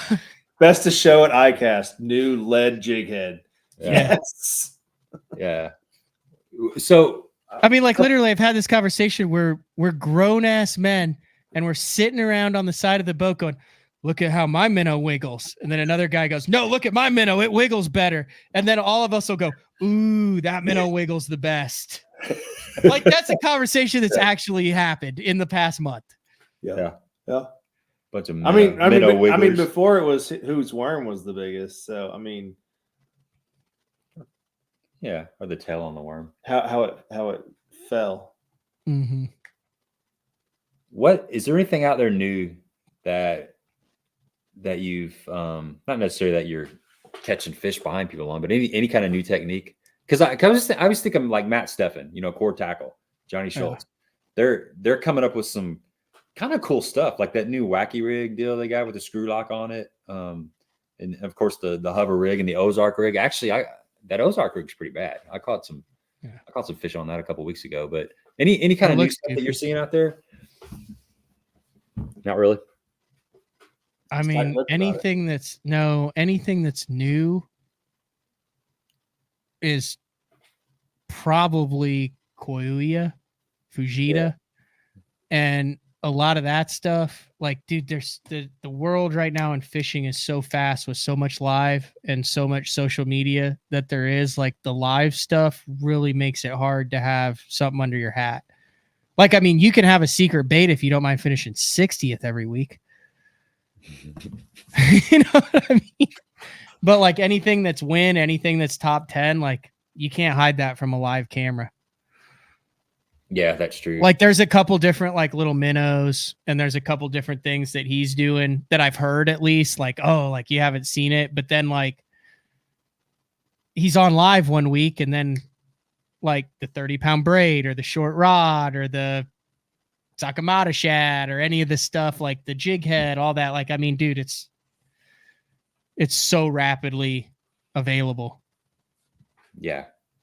It's just little tweaks to things like that are. That's what I would say. There's not like, in my opinion, there's not any major big unfound thing that there's not like a chatterbait out there right now or an A rig out there right now or something. Yeah, there's just like tweaks to stuff. Like I said, that minnow deal, like I literally was next to him and I was like, listen, I do this with mine and it goes like this. And he goes, oh, that's because your minnow's wrong. And I was like, what do you mean? So he put his minnow in and I was like, okay, do the same thing. And he did it. And his minnow went like this. Whereas my minnow was just going like that. And his minnow went like that. And I said, so that's why you're going that. No, this is another. Oh, okay. Gotcha. I said, so that's why when I watch you fish, you're going like that. He said, yeah, because my minnow goes like this. I said, when I do this, I said, my minnow just goes like that. He's like, yeah, those are the little differences. Right. And those are big differences too. Yeah, exactly. Which is what we're finding out because the cool thing about forward-facing sonar is we're able to see how the fish react to them. So a lot of people are getting butthurt over the fact everything they've read, for not everything, but is not the Bible, because there isn't a tough bite during post spawn or pre-spawn or whatever. It's just that all the fish were suspended behind the boat. Yep. It's an eye opener, man. It's not, and I'm wondering, like before watching this tournament at St. John's River where they were catching them on the bed, one of the questions I've asked a couple people that have been on here is, do you think that the fish that finally make it up shallow in the springtime, those fish that we've been able to just go down the bank and look like a pro in May, just everybody just whacking on them, do you think those fish are going to be harder to catch because they've been molested out there in their winter haunts? And I never thought of that. Yeah, I mean, they've been getting pressured and pressured and pressured. So when they do come up, are they a little more educated? I mean, I don't know. I mean, we're going to find out over the next couple of years, but everybody's always talking about, well, I love forward-facing sonar because that's opening the bank up for us. Well, maybe it is a little bit. Except for all the fishermen are intercepting them before they get right. But are those fish? Okay. So here's my question. And this, I don't have an answer to this. I wonder if you guys have an answer to this. So I fished Table Rock this past winter, right after the Toyota Series Championship was there. And I was out there for a week straight. And I talked to my buddies like Rick Harris and stuff like that. We just had like a little outdoor brands team. There's like a 10 boat tournament that we had out there, but it was like guys that I wanted to beat. So I was all in on it. And they're like, dude, those fish out there are so conditioned to a Demiki hitting the water. Like you have to cast 30 yards past them. And if you beam them, you have to beam away right away, or else there's a 0% chance of catching. If your bait lands over their head, they're gone. I'm like, dude, Table Rock is big. And there's a lot of fish in that lake. And there's a lot of fish chasing bait. It's 100 feet deep where I'm fishing. Like you mean to tell me that every single fish has been caught and goes, oh, that's that minnow, or I know that sound, that's not good. I was like, there's no way that's true. Like, no way. Dude, I got to the lake. You put a Demiki within 10 feet of one and they shot down. You had to cast it way past him and bring it in. Like, to this day, I can't figure out. There's thousands of fish out there that are chasing bait. How the hell did fish in a 20-mile section of lake, I don't care how many guys are fishing for them, there's no way every fish that you're casting to has been cast to before. Or maybe there's a whole bunch of other realms that we don't know fish live in, like 70, 80, 90, 100 feet deep, or other places where we're not looking. And we're all just fishing for the 10% now that are suspending out on bait. Like, have you ever thought about that? Like, if there's fish on bait, how do they get conditioned to that? Why are they like that? Like, you would think you'd constantly just have fresh fish that would never be conditioned and just attack it like they did when they first saw it. How far casts are you making? 80 feet. Okay. It's plenty of distance. That's interesting. Maybe we're not giving fish enough credit for how smart they are. But they're also really dumb. Yeah, I know.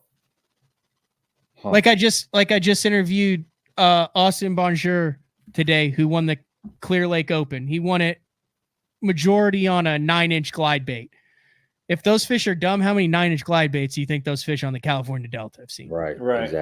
Exactly. I mean, those fish are like, I mean, it's crazy to get those fish, to trick those fish, but they continue to eat the same stuff sometimes. Why on Table Rock, where you would think there'd be tens of thousands of fish that have never seen a bait, even if there's like, you can fish a 300 boat tournament on Table Rock and not see anybody. Yeah. But why 2 years ago in the same event, can you put a minnow on their head and they literally go, and you catch 40 a day? Yeah. And you do the exact same thing 2 years later and they go, oh crap, and freaking dart away. Explain that to me. Yeah. Well, it's not the same fish, is it? Maybe it is. Yeah. I don't know, but I know I've seen it happen in areas that are pressured, like the Mill Creek area. You pull in there, that place gets a lot of pressure. Now those fish are a lot more finicky. They will, this is based off what I saw like back in February when we were there. So what, there's 50 fish in Mill Creek? Well, maybe there's certain areas where the fish have gotten a lot more pressured. They're easier to see. They're in obvious spots. You can look at your map and there's a certain point and you're like, okay, yeah, that's a spot where they're going to be at. And maybe that's been a spot that's drawn a lot more pressure, where if you found a group of fish that was in just a little gut on the other side of the lake that was inconspicuous, maybe they wouldn't bail out on a minnow. I don't know. I'm just throwing out stuff here. Yeah, but wouldn't the fish that were on the gut on the other side that hadn't seen a minnow like follow the bait over to the side where you're fishing, where there were fish that had seen a minnow? Probably, but maybe they hadn't been dropped on yet. Maybe they're all live streaming down there and they're all like, apparently I'm just saying, you just throw a jig and instead of that. I'm just saying, I can't figure that out. Yeah. I can't make sense of that in my brain. Is that fair? So you're admitting that there's effect on fish, those fish. From 100%. Jacob Wheeler said it'll be 2 years before the actual peak of it, and then it'll start. Because I was like, so will there, what percentage of tournaments will be won on a jig head minnow going forward? And he was talking about how like he thinks the peak of the offshore jig head minnow is 2 years before the fish become conditioned, and it the peak of it starts wearing off. It's like throwing the 6XD on a ledge in Kentucky Lake. And then what did they do after the 6XD before the live? The big hair. Yeah, you want to talk about guys that would pull stuff out? KVD would have 6X Series 6s across the front deck, big anaconda worms, and then he'd pull out a hair jig. Like, remember what the hair jig was like on Chickamauga for 2 or 3 years? Like, dude, it was nuts. And now the hair jig is just like everything. Like, how does a fish become conditioned to a hair jig? Unless you're fishing for the same fish over and over again. Like, they're not, or try this on for size. Maybe they do have cognitive thought and they're somehow letting other fish know that this is not a viable meal. So you only have to have 1 or 2. God, it's getting late night. This is Travis Manson stuff. You only have to catch 1 or 2 out of the school, but there's a pheromone or something that lets all the other fish in that school know that dude ate it and it didn't end up well. So now I'm not going to eat it. So are the fish that haven't eaten it like witnessing bad stuff happen to the one that does, and then they're internalizing that? Or is there like an alpha male of the school who he's like, no, yeah, don't even go over there and touch that. That's what I'm saying. There's no way you can catch that many fish that would all be conditioned to something that has such a soft signature, like a hair jig, a minnow, that type of thing. So same process. You talk about crappie fishing in the winter. I spent the last, 2 months crappie fishing brush piles and see 3,000 crappie on a brush pile, and you can catch 4 off of it. Why can I only catch 4 crappie off of that brush pile? At times. I just think crappie are dumb. I do too, and that's why I think crappie sometimes eat and sometimes don't. The deal with crappie is most of the ones that can go back to tell the other ones not to eat it end up in a frying pan, so they never make it back down there. That's true. I think it's getting tough in Oklahoma to catch crappie because more guys are releasing them. We got a bunch of guys that are releasing everything over 14, 15 inches, and it's gotten tougher. There you go. That might be your answer right there. It's just it's experience. I mean, I wonder if there's a genetic factor that's passed on there. I wouldn't be surprised. Well, I mean, I tell you what's crazy. You talk about nature though, like it's turkey season. That's why I missed last week. But like turkeys that gobble get killed, right? Yeah, right. Turkeys that don't gobble don't get killed. That's a phenomenon that's going on right now. The week it's shot, the week it's weeded out, kind of thing. I didn't really start thinking about this until last December when I went down to El Salto, which I'd never been down to before, and I had totally forgot how aggressive and piranha-like a largemouth bass can be when it wants to eat. I've been in my head for the last 8 years about tricking them into eating, and it has to be like perfect and all this. Dude, those fish down there attack stuff, and they do not miss, and they get it in their gullet every single time, and they are angry about it. Cast after cast after cast after cast after cast. That's like a true untouched, and they get some pressure down there too, but it was just shocking to me. And they don't know that they're in Mexico or on El Salto. They're just a largemouth acting like a largemouth. Yeah. Like, would largemouth act like that everywhere if there was no pressure? Was my question. Well, I think about as a kid going to like that farm pond, that's a true farm pond, the one that's all the way in the back that nobody's seen in 8 years. And I remember the one. My brother and I went to it, walked down the bank, and you would literally throw a trick worm across the lake, and it would hit the water, and 3 of them would smoke it immediately. And that went on for 2 or 3 hours, just catching fish every cast, wherever you threw it. And then it just, they slowly calmed down and you weren't catching any. So I'd love to know what percentage of the bass in that lake you caught, or what the bass in that lake that you didn't catch saw. Was there a pheromone? Was there something that told them not to eat that? Because it's the same thing. Like if you have a farm pond and you go around it with a buzz bait like once a month, chaos. You go around the buzz with a buzz bait once a week, you'll still catch them. You go around the buzz bait every night, like one or two. Right. Yeah. Like there's something there. They're clearly telling you, like, we're realizing that this is not productive to our life cycle to eat this thing. Well, it goes back to the A-rig. Like if the A-rig was that effective, we'd still be smoking them on the A-rig. You'd still be catching triples and quadruples on the A-rig every time you went out. Yep. I mean, dude, especially like in like Illinois and that stuff, like the A-rig was nuts for a while. Oh, and on Egypt, it's still good on Egypt. You just got to get out there early before everybody's throwing it. That's the whole key.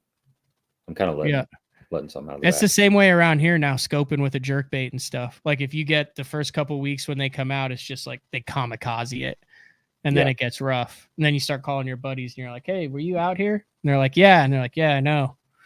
How do you know? Because they're coming up to it and then they're not eating it. You're messing up my game. Yeah. Leave these fish alone, please. Hey, let's give something away here real quick. We'll wrap this up. I want to ask you, we didn't talk about this before, but last time you were on here, and it's been, actually, I figured out the last time you were on here was the night of Mark Jeffrey's last episode, if I got this right. And you had like an all-day event where, it was like a super long day, and you still drove home, and you didn't flake and bail on me. You still came on the show. That's how long it's been. It was like 2 years ago. It's been a while. Like 2, a little over. Oh, so it'd been, like 2 years and 5 months. Yeah, it's been a while, man. He was drinking some low end whiskey too. I can remember that. Some rock good whiskey. Yeah, I had to survive my situation back then. You ready? I'm ready. Okay. Will you tell your Sasquatch story? Because there's a lot of new people on here. There's a lot of people that haven't heard that. The Alaska one? Yeah. I love that story. Where you're salmon fishing. Yeah, so we're fishing. I'm with my buddy Owen. So I met Owen in college. His family owns Alaska West Air. They started this fly-in service because they're the only ones in this bay. Like him and his brother were crazy enough to land because they didn't think he could land a float. Just a little backstory to explain how he acts later, which made me very suspect that there was something amiss with the situation. So anyway, my buddy Owen's dad and his brother, this whole Alaska West Air started because there was like a big rock in this bay and they could see all the salmon like spawning, but everyone was like, it's a suicide mission to try to land a float plane there. Well, they said, screw it. And they did it. So they had this great salmon spot. Anyway, so it's just me, Owen, and Owen's dad, and he's got a chopper. So we hop in the chopper and we're going to go king fishing on the Tauchalitna River, where you literally just like zigzag down the river and you like count how many kings are in that stretch of the river. It's freaking badass.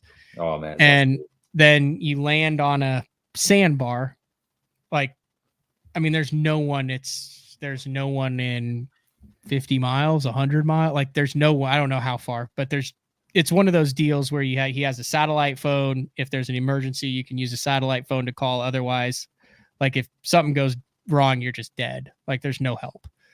So we land and we're fishing, and everything's chill. What time of the year was this? This would have been June, I want to think. May, June. The kings were just starting to go up the river. I've been there like every month. I've been there 5 times, and I've been there like May, June, July, August. No, I've been there June, July, August, September, and October. So it's one of those times. But it's like, river and then just like woods, which Owen was like very aware to me, like, hey, like you don't want to fish with like heavy woods to your back, because if a grizzly pops out, he's going to be like, whoa. And then you're going to be like, whoa. And then that's not going to end well for you. So I tried to like stay like in the river where there was more, but like we heard like this loud knocking noise, like straight up out of like the Sasquatch playbook. So you're in the middle of nowhere. Yeah, we're in the middle of nowhere. Okay. And Owen and I are standing there, and Owen like I actually just asked him if he remembered this last couple months ago, and he's like, yeah, that was freaky. And so we hear the knocking, and I think he might have even said something like, you know, that's weird or whatever. Like, and so anyway, we get separated to where I'm on one side of the river. Owen's like a little further down. And his dad's on the other side. His dad wasn't fishing. He's on the side where the sandbar is. And he's kind of keeping an eye out on the chopper, because the bears like to mess with the chopper when black bears specifically. So he's basically there keeping the black bears from messing with the chopper, because they like to explore new stuff. So how wide is the river? I'd say the river is a spinning rod cast wide, because we were throwing big single hooked Meps Aguila spinners for kings, and they had to be a single hook. But I remember I could cast it in the undercut on the opposite bank, because it was like a cool cast, and that's where the deepest water was. But it was like just like thigh high where we were walking across. Now, how far from the water's edge to the woods are you in this? I'm like in the river, probably like a quarter of the way in. It's not deep. I'm casting across to like a hole in the river, like undercut with the spinner. But the because I don't far back from behind you, 30 feet, like a decent way. Okay. But it's like still tight. That's not. But I'm like in the river intentionally, because you're never supposed to fish directly up against the woods for bear.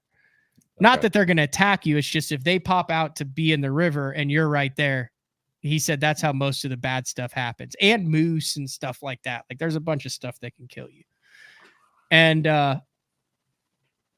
so we heard this knock, like loud knocking noise. And it was like, we kind of like acknowledged it. Like that was kind of weird, but just, I never even thought anything of it and didn't go fishing. And then we hear like this loud crack. And I like look behind me and I don't see anything. And there's like all these trees and the wind's going this way.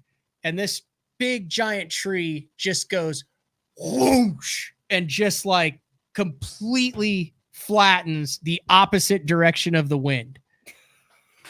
And I like wasn't even like that freaked out at the time. I was like, what the heck was that? And I look back and Owen's dad has a gun loaded standing there and goes like, has started the chopper, is like, let's go.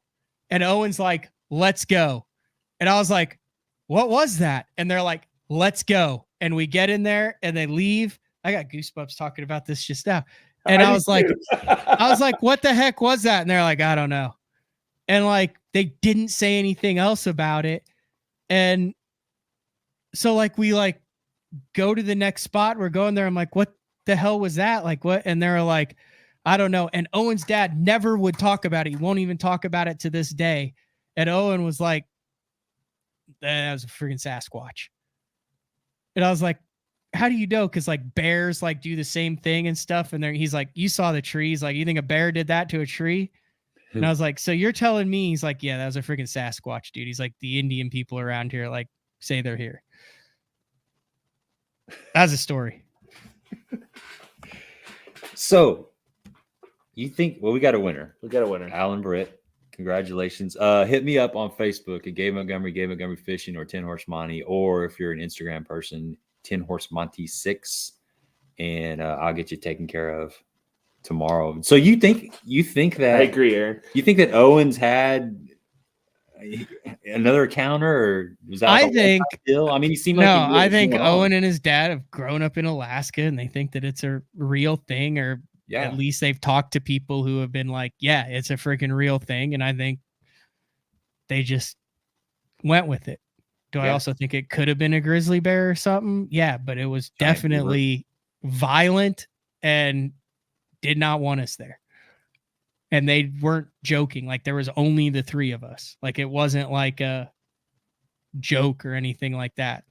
Did you smell anything? You know, there's Nope. always like this. Never smelled anything, never heard any whooping or anything. We just heard like the loud couple knocks and then the tree just going the opposite direction of the wind. Well, the fact that there was a loaded gun and the guy that lives there is like, chopper now, let's go. And he's been a bush pilot there for 30 years and ran an outfitter.